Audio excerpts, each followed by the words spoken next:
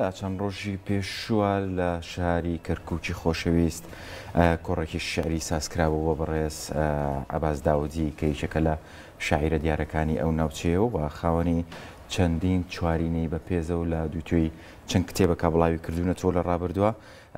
لەم دیدارەیە دیارە خوێندنەوەی چەند شاعرێکی خۆی کردو و هەروەها لەلایەن ئەو وە لەگەڵ ئامادەبوانە گفتوگو یا قسە کراوە لەسەر ئەو شاعرانەوە گۆڕینێ و ئەو بیرروڕایانە لە نێوان ئەو بەشداربووانەی کە لە سیمینارەکە بەشداربوون لەگەڵیا لە کۆڕەکە گۆڕینەوەی زانیاری و هەروەها ئاشنابوونی زیاتر بە دەقەکان و پرسیارکردن لەسەر تێکست و شێوازی نووسین و شێوازی دەربڕینەکان گفتوگوی لەسەر کرابوو وەک پرۆگرامی کورسات مەگەزین پێمان خۆش بۆ کۆ هەواڵێک پێشکەشیەوە بکەین. بەڵێ لە بەردەوامی کار و چالاکی جیاوازە هونەریەکان لە شاری کەرکووکی خۆشەویست ئەمە ژێکێکترە لەو کارە هونەریانەی کە لە چەند ڕۆژی ڕابردووە بە ئامادەبوونی ژمارێک لە شاعیران و نووسەران و ئەو کەسایەتیانەی کە ڕۆشنبیرن لە شاری کەرکووکە توانیویانە بەشداری لەنێو ئەم بابەتەیە بکەن. کتێبخانەی کارەیەس کۆڕێکی شعری بۆ شاعیر عەباس داودی دەکاتەوە و لە کتێبخانەی ناوبراوەوە ئەم کۆڕە ڕێکخراوە.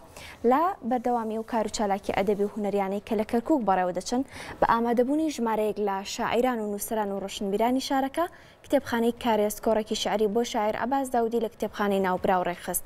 دەستپێکی کۆڕەکە هونەرمەند شیروان کەرکووکی بەرهەمەکانی شاعیر عەباس داودی بۆ ئامادەبووان باس کرد.